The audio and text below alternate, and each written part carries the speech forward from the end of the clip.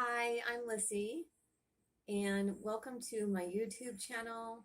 In this video today, I'm going to be going over a list of things that I really wish that someone would have told me or pointed out to me at the beginning of my spiritual ascension path. Things that would have really helped me out of some really bad situations and some major obstacles that I've been through.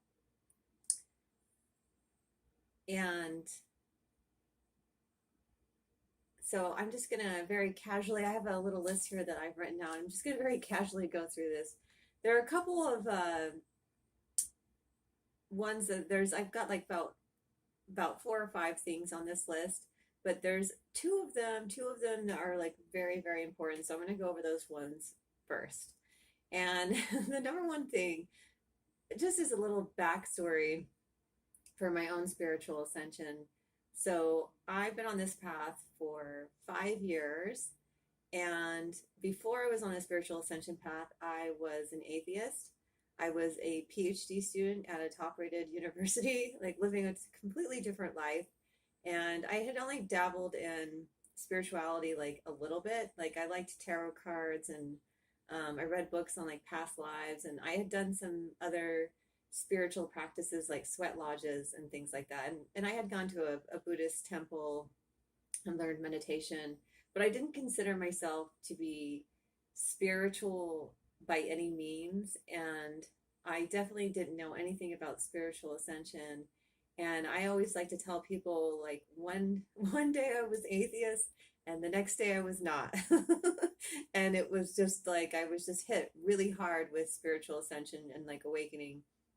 And it has taken me it took me a long while, just in the very beginning, it took me a couple years to get any kind of stability. Like it really rocked my cage. There was a lot of things going on.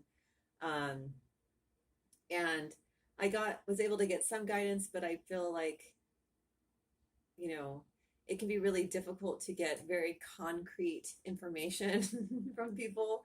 And definitely that's one of the intentions with this channel, is to give more concrete, like more grounded advice for the spiritual awakening path. But I digress a little bit.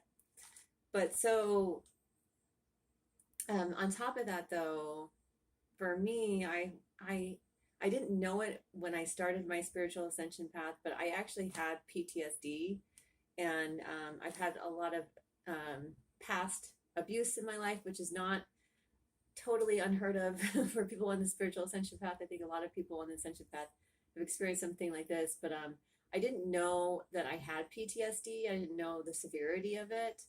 And I think there are actually a lot of people out there in the world that may have PTSD and have no idea that they have it. They just think, you know, how they're functioning emotionally and mentally is completely normal, or at least healthy.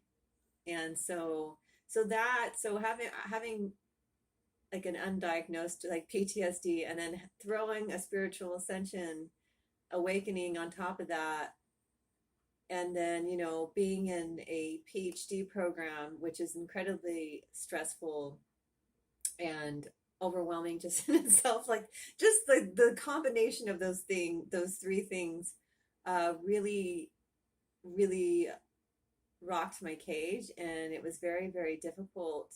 And I was surrounded in a world with people really think any kind of stuff like this is very woo woo, and it's just not okay. So fast forward, I on a whim, kind of, I decided to quit my PhD program without any kind of plan. And I thought I was going to go straight into like doing something with my spiritual gifts that I had been developing for a couple years secretly. And I really miscalculated. I really miscalculated like how to combine my spiritual life with like earth living. And I think a lot of us really struggle with the combination of these 2 things. And so like how to how to combine them rather than have them completely separated, like how to live your best spiritual life on earth, right? And so, but what had happened is I made some really wrong turns and the way that I was pursuing my spiritual ascension and my purpose, and the way that I was pursuing those things was not necessarily the best way, and was causing a lot of energetic like suffering for me. And so definitely that's kind of where this list comes from. It's things that I wish I would have like known, that would have helped me understand how to navigate situations. So my list. Let's go over the list now. Okay. So again, so there's two on here that are two, and there's like a close third that are like the most important. But one and two are like very close into like, if you understand these two things, things will go so much better for you. And the first one is not to rush. Like you cannot rush your way through spiritual ascension. Like you cannot rush your way through transforming things in your life that you want to transform. Like you cannot rush like stepping into your purpose and your gifts. Like you cannot you can't do that. Everything that's happening is very gradual. And I think for some light workers or star seeds or whatever, however you refer to yourself, I think the speed and slowness of earth living can be kind of difficult. Like we want things to happen like right now, but like you have to remember, like, and you may not be aware of it in the moment when you're going in spiritual ascension, or when you start spiritual ascension or wherever you are in the path, but you are buried in a matrix of energies. Like you are, you know what I mean? Like you are like, I mean, that is going to be, it's a gradual process of like letting those things go so that you can take in more light and be less reactive and be more in your center. Like that process is gradual. And so hopefully that will be somewhat of a relief for you, is that all you need to do to, you know, to go on your path is baby steps.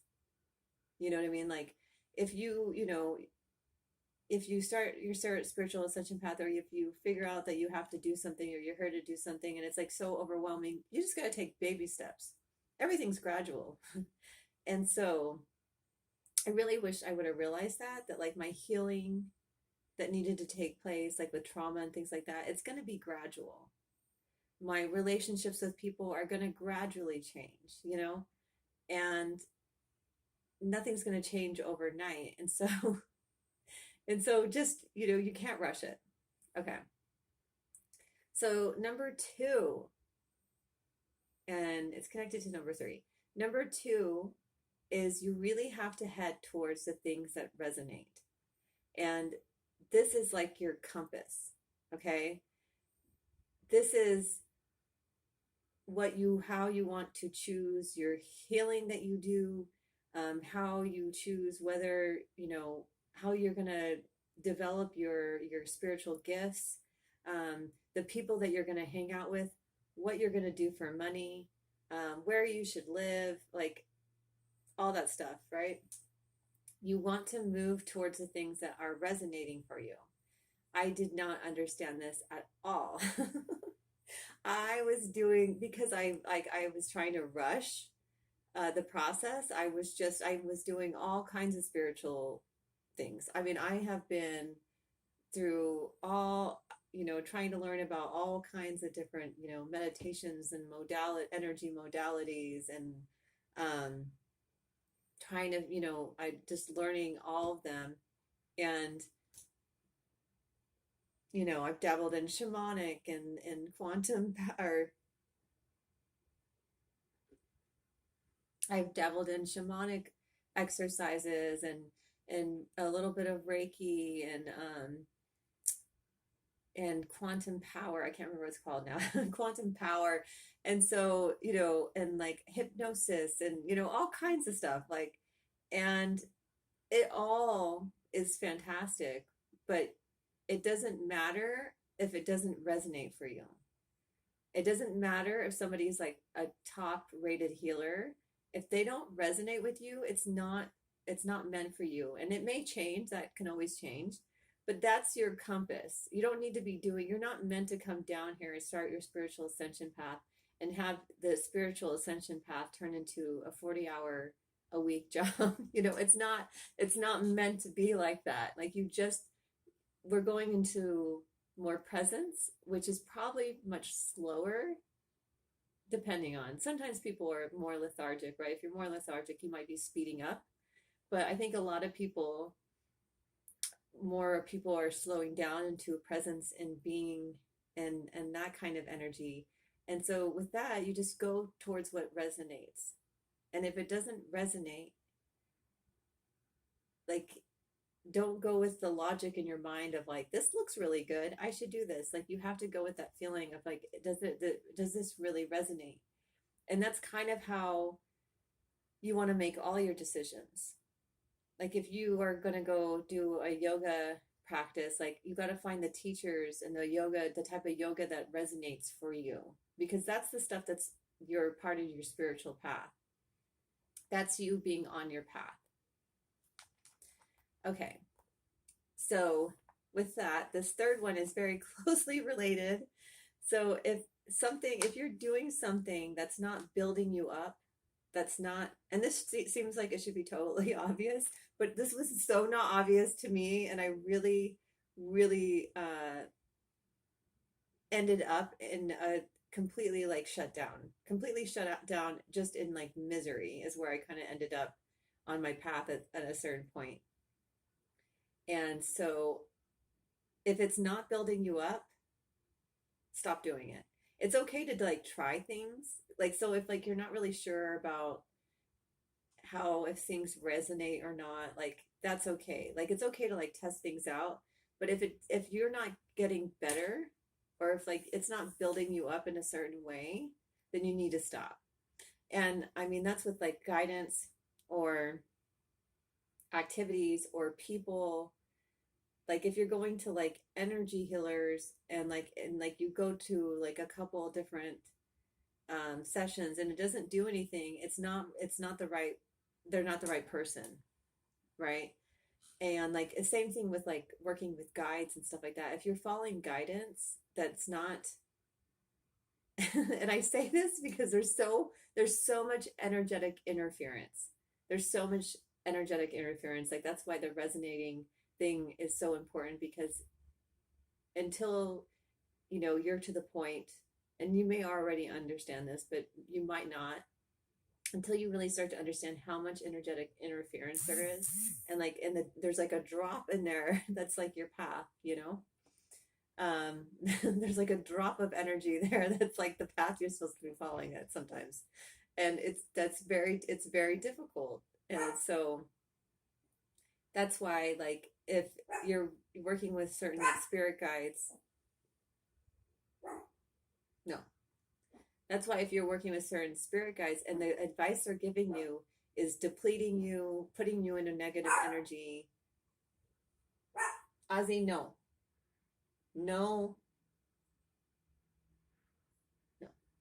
So that's why if you're working with spirit guides or some kind of guides, like sometimes, no.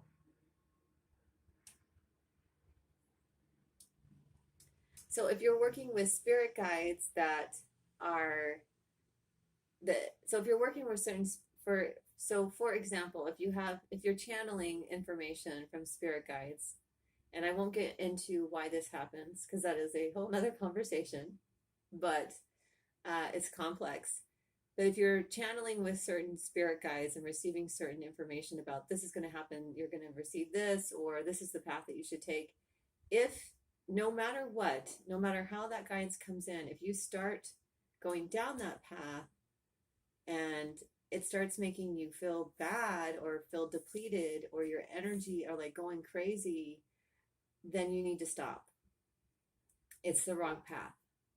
And I won't get into why that happens. I'll probably talk about that in another video.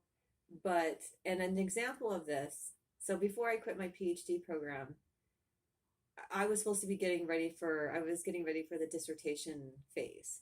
But I kept thinking, I kept asking my guides that I was working with, am I going to start my spiritual purpose soon, because if I'm going to be doing something totally different, like I don't even want to mess with this dissertation because it's like a whole thing, you know, it's like a lot of work. I'm like, I don't, if it's not going to do anything, I don't really want to sit here and do all this work towards it.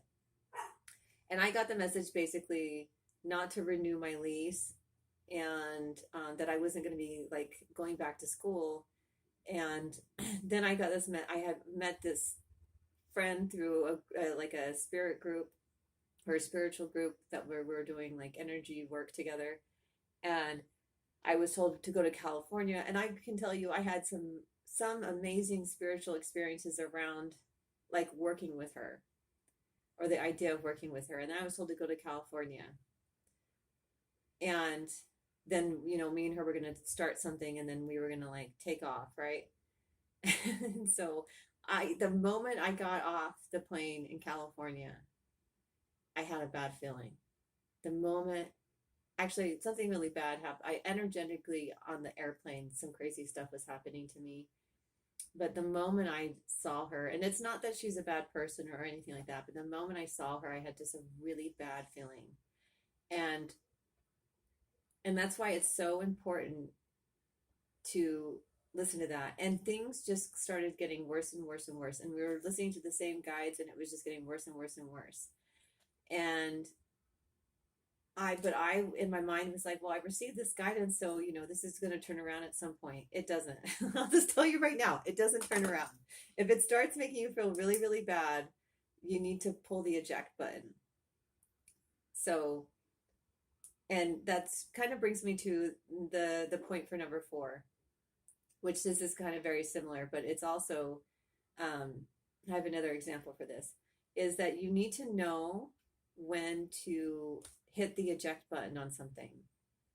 So you need to know when you're like ready, you're ready to pivot somewhere else. Like, and this is again, you're following that resonance, right? And so an example of this, when I started my spiritual ascension path, I found these 2 healers on YouTube, and immediately I could feel what they were doing, and I really wanted to seek out their stuff for more information, because again, I was like an atheist, and so I was like, what's energy work, and you know, what do I need to do, and you know, what's happening to me, I need to get stability, right? And at first I really like, I went through a lot of their webinars and I loved it, and but there was at a certain point where I really needed to move on to something else, but I just kept sticking with them because I was too afraid to like pivot. And that ended up being really energetically bad for me at some point too. And I didn't realize that, you know, you have to like, you got to be ready to pivot. You got to be ready to change direction. And something might be working for you for like a little bit, and then it's time to pivot. So don't get super attached to like one thing. Okay. Okay, so the final point is understanding that you can manifest whatever you need. So if you are really currently struggling, understand that you just need to, no matter like what position you're in, or like how bad the energy is for you, or like what kind of environment you're in, you can manifest the things that you need. And I'm going to make another video and go more in detail about this manifestation thing. But understanding that no matter where you are on the path, you can start manifesting the things that you need. And I really wish I would have known that. Like, you don't even have to struggle for it. You can just ask for it, and it's going to come to you. And I really wish, so like, you know, if I wanted to know like what I should be doing, more of what I should be doing on the path, like you can manifest those things. But okay. But yes, so wherever you are in the path, you can manifest what you need. Like, you don't have to struggle for things. And understanding that is really important. Okay. All right. So that was my little list of things that I really wish that I would have known at the beginning of the process. They would have really helped me. So I hope that this really helps you out there who are watching, and maybe this will shed some light on some things, or really help you out if you're struggling right now. Okay. Thank you so much.